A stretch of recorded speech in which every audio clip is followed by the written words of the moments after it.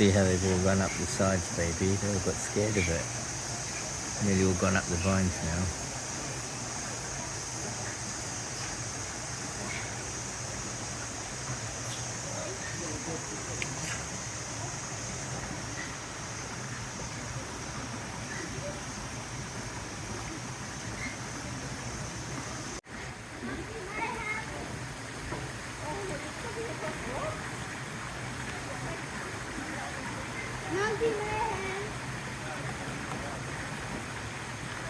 Definitely a snake. Look, it's just under that rock now.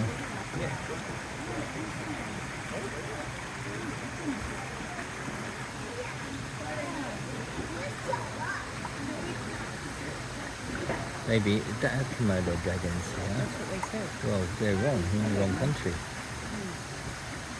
You guys want to go It's a there? kangaroo, It's clearly. not a snake. Look, Kangaroo. a body, a bigger body.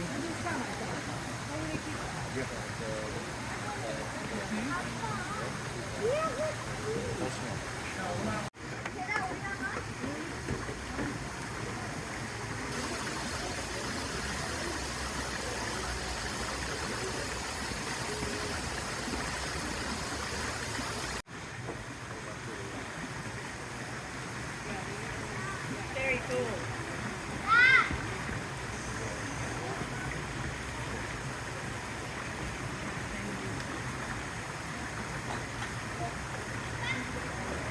Hi, Josuke.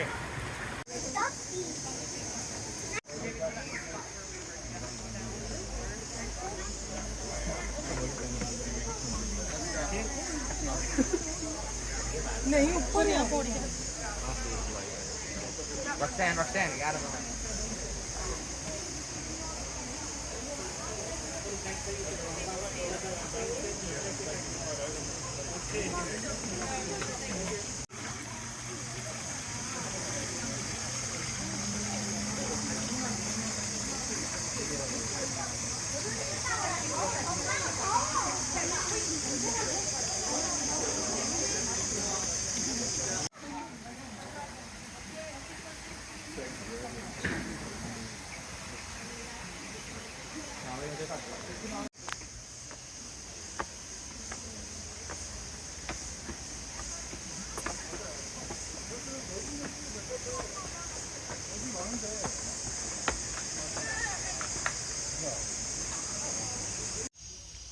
So here I am in the famous sacred monkey forest in Ubud in Bali. When I first came here, it was the year 1996, that is 29 years ago, and I was on a quest to discover a disappearing volcano, but I hadn't found it yet.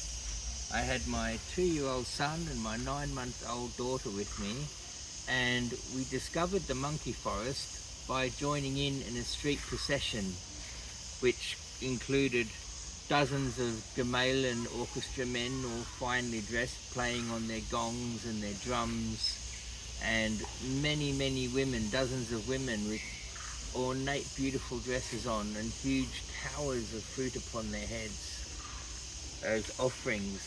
And there was a large paper mache ball, so huge that a man could sit on it, and other men would have it on a wooden platform, and they'd be shaking it around on this big wooden platform, and the man on the ball would fall off onto the bamboo platform. Turned out this was a funeral procession, and inside of that paper mache ball was the body of the deceased, and behind that there was a large cane work throne, again very ornately decorated with flowers and fruits and incense burning. And we were invited to join into this procession, so we followed it along, and we finally entered into the monkey forest. We didn't know we were coming into the monkey forest, and we had to climb down a very steep cliff that had stone steps upon it, hanging onto the vines of trees. And at one point, many monkeys gathered in the low-hanging branches just above our heads and took an interest in our 9-month-old daughter. And one of the Balinese people said to us, "Be careful, the monkeys, they want to steal your daughter because she's smaller than they are and they like the look of her." So we had to chase these monkeys off by going, "Boo!" I learnt finally to and really chase these monkeys off. It was quite a scary experience. Here in the monkey forest today, we had to buy tickets with a debit card, and there's all sorts of touristy stuff going on. It's not like it used to be, but it's still a place to visit. I'm going to tell you now briefly the story of Hanuman the Monkey King. And the story of Hanuman the Monkey King begins way back when the world was still young.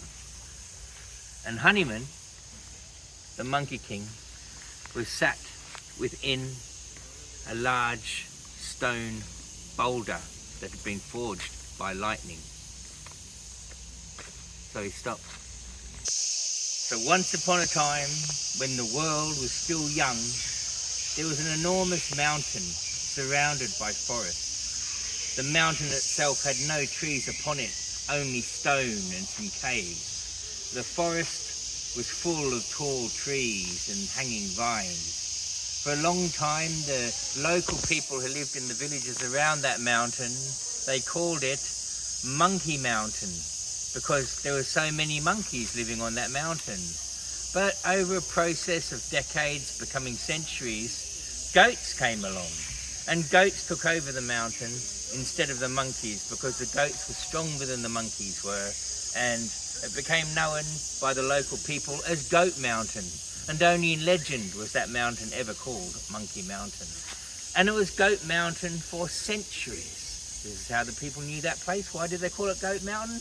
Because it was covered in goats. That's the only creature that lived there on this big rocky mountain of caves and no trees. And all the monkeys lived in the forest. I'm telling you this story from the sacred monkey forest in Ubud in Bali. Well, so here we had this Goat Mountain and the monkey forest in this story. But then one night there was a huge storm. This storm was so enormous that all the goats went hiding inside the caves, and all the monkeys, they hid inside the tall trees, and all the people, they hid inside their small mud houses. When finally the storm was over, the very last thing in this storm was a massive flash of lightning. Here I have my lightning blade from Tibet. A massive flash of lightning came down from the sky and hit one of the boulders on that large rocky mountain. And the next morning when the goats came up to the top of the mountain, what did they find? But one of these large boulders, the one hit by the lightning, had turned blue, bright blue. And the goats were curious about this blue stone and wondered how this happened, but it was there, and once they'd all looked at it many, many times, there was no more real interest shown in it anymore. I've got a monkey here showing great interest in my blade, actually, haven't I? Hello, monkey. Here in the monkey forest, telling the story. Got to watch out for the monkeys. Cheeky little things. Where's our bag, by the way, baby? Here. On your back, is it? Yeah. Just bit of an unruly crowd here, guys. Bit of an unruly crowd, aren't you, guys? But I am in your forest. You're not in mine. I'm a guest in your house, aren't I? You take a great interest in my lightning blade. I don't blame you. Look at this little guy staring at it. So there up on the very top of Goat Mountain, there's this big blue stone. And every now and then people would come and pilgrims would walk up the mountain, and the blue stone became legendary. The blue stone that had been hit by lightning. Well, many years went by and another storm came. And this storm again was so violent that it shook the trees and trembled the caves. And the very last moment of this storm, a great bolt of lightning came and hit the blue stone. And when it hit the blue stone exploded. And out of that blue stone came Hanuman, the Monkey King. Now, Hanuman, the Monkey King, he sat there on top of that Goat Mountain, called Goat Mountain because no longer did monkeys live there, only goats lived there. However, it didn't take long before one of the smaller goats came up to the top of the mountain and came to see the blue stone. But instead of the blue stone, it saw a monkey. Monkeys aren't allowed on this mountain, thought the little goat. And the little goat said to the monkey, if you don't get off this mountain, I'll push you off. But Hanuman, the Monkey King, merely stared at the little goat. So the little goat lowered his head and charged at Hanuman. And Hanuman did nothing at all. And the goat charged as fast as it could and it whacked into Hanuman, and the goat, well, his horns fell off. So the little goat went down and found a bigger goat and said to the bigger goat, there's a monkey on top of our mountain. And the goat said, there's not allowed to be monkeys on top of this mountain. This is Goat Mountain. So the bigger goat went up and saw Hanuman, the Monkey King, who'd been made from lightning and stone. And that large goat said, you're not allowed on this mountain. This is Goat Mountain. If you don't remove yourself, I shall remove you. But Hanuman, the Monkey King, did nothing. So that large goat lowered his head and with his horns charged as fast as he could, whack straight into Hanuman, and his horns fell off. So this great big goat, he went down to the Goat King, who lived in the largest of the caves. And the large goat said to the Goat King, who was the largest of all the goats, he said, there's a monkey on top of this mountain. And look, my horns have fallen off when I tried to push him off. And so the Goat King, the largest of all the goats on that mighty mountain called Goat Mountain, he went to the top of the mountain. He faced Honeyman the Monkey King. And the Goat King said, I am the Goat King. If you do not remove yourself from this mountain, I shall remove you with my horns. Honeyman the Monkey King, what do you think he did? He did nothing. He just sat there. And so it was that the goat lowered his head, the Goat King lowered his head, and the Goat King charged towards the Monkey King. And with all his force and all his might, those great big horns that were so powerful, he was indeed the Goat King. He thrust himself crash into Honeyman the Monkey King, and the horns of the Goat King fell off. The Goat King couldn't believe his horns had fallen off. He's the Goat King with no horns. And mortified, he turned and he ran all the way down the mountain into the forest. And when the goats saw their Goat King racing off, they all followed. They went charging down. They went charging through the forest. And all the monkeys were sat here in the forest, chilling out in the forest, seeing the Goat King running past, no horns. Then more goats running past. Then more goats running past. And the monkeys sat together and they thought, so many goats have run past. Maybe there's no goats left on the mountain. If there's no goats left on the mountain, because after all, in the first place, the goats chased us off. So if there's no goats left on the mountain, maybe we could return. There'd be Monkey Mountain again. Who's going to go and see if there's any goats up there? But none of the monkeys were brave enough. Only one tiny little monkey, a little curious monkey, was brave enough. He wasn't a great monkey among the monkey tribe. He was quite small and unnoticed. Easy not to notice he was, but he did have a lot of courage. Perhaps he was foolhardy, he had so much courage. And he said, I'll go. So this little curious monkey, he went all the way up Goat Mountain, looking in the caves, looking in the crevices, getting higher and higher up this mountain. Takes a while to climb the mountain. Didn't once find a goat. But what he did find at the very top was Honeyman the Monkey King. And Honeyman the Monkey King said, I am Honeyman the Monkey King. Come and join me on the mountain. It shall again be Monkey Mountain. And so all the monkeys got onto the mountain, and that's how it became Monkey Mountain once more. Well, that could be the end of the story, except news of this story itself reached the King of Heaven. And the King of Heaven thought, wow, I want to meet this miraculous monkey forged from stone and lightning. So the King of Heaven invited the Monkey King up into the sky. And to get up there, the Monkey King was gifted with a beautiful flying pink cloud. And the Monkey King Honeyman leapt upon his cloud, and a pink cloud like you would find at sunrise or sunset. A beautiful pink sunrise, sunset cloud. Upon that cloud, as his flying carpet, if you like, Honeyman the Monkey King flew up to heaven, where he played in paradise. He was found to be very strong, very brave, almost to the point of being foolhardy, and full of ego and full of mischief. He was a bit of a naughty monkey god, but then monkeys are quite mischievous, aren't they? Like the little monkey who thought he might have a go at stealing my lightning blade from Tibet. They're meant to be naughty. They're meant to be monkeys. They're mischievous after all. Now, there were many things that Honeyman the Monkey King enjoyed in the kingdom of heaven, but there was one thing he was told you must never do. You must never, he was told, eat any of the fruit from the Sky King's garden. Well, he was a monkey. What do monkeys love to eat? So, many weeks, many months, many years went by, but eventually Honeyman the Monkey King, he wanted to take one bite. And so he went and he took a single bite of fruit from the gardens of the King of the Sky. And when he took this single bite, many things happened. Firstly, heaven itself trembled, and all of the trees in the garden of the King of the Sky, they trembled too. And the King of the Sky, he appeared, and he said to Honeyman the Monkey King, how dare you eat this fruit? It was forbidden of you. Now, said the King of the Sky, you are going to be an immortal, for this is the fruit of immortality. And you were never meant to be an immortal deity, you're only the king of the monkeys.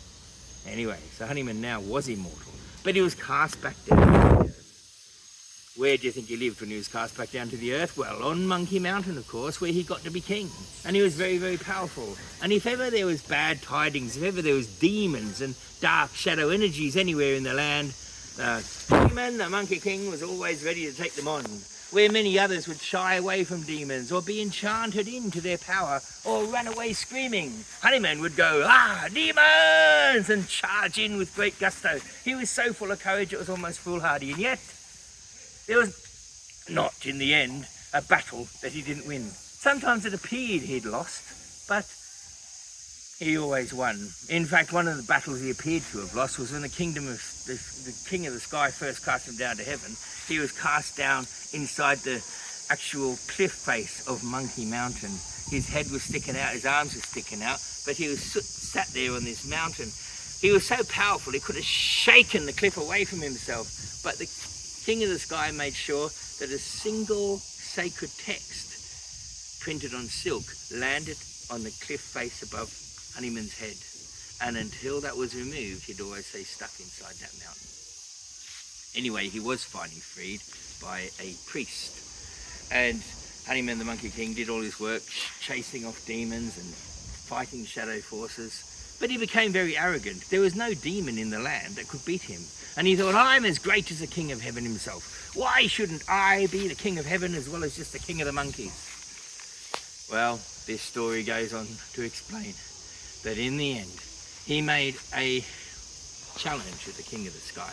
He said to the king of the sky, if I can leap higher than you, I shall be the king of the sky, not just the king of the monkeys. And the king of the sky said, you'll never leap beyond my world. My world is the whole of the universe. And Monkey said, that's very easy, I can jump further than that. Well, he jumped on his cloud and he flew off as far as he could. And while he was flying upon his pink cloud, it said he came across the great Buddha himself. And the Buddha said, what are you doing, monkey? Honeyman, Monkey King. And Honeyman the Monkey King, flying upon his cloud, he said to the great Buddha up there in the sky, he said, I'm proving to the king of the sky that I can go further than him. And when I go further than him, I'll become the king of all the sky as well as the king of the mountain. And he was flying there on his pink cloud, flying along. And finally he got to these 4 big pillars. These 4 pillars were sticking out of the clouds.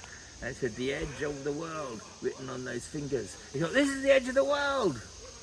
He didn't have a mobile phone. How do I prove I'm here? They'll have to take my word for it, he said. And he reached the edge of the world. He flew around those pillars, those pink clouds, flew all the way back to Monkey Mountain. And when he got to Monkey Mountain, he found the Buddha sat there on the top of the mountain in human form. And the Buddha said, so, Monkey King, did you fly beyond the edges of the world, beyond the edges of all the skies? And Honeyman the Monkey King, he said, I did. I flew to the very edge of the world. I flew to 4 great big pillars, and on those 4 pillars it said the edge of the world, and I flew out and beyond them, and then back here. And the Buddha said, what did those 4 pillars look like? And he held his hand up like this, and here on his fingers was written, the edge of the world. And the Buddha, he said to Honeyman the Monkey King, no matter how far you journey, no matter how many challenges you face, no matter if you reach the very edges of the world itself, you will always be within Buddha's hand. And so it was that Honeyman the Monkey King did not become king of the sky, but stayed the famous Monkey King, king of the Monkey Mountain. And that's all I've got to say about that.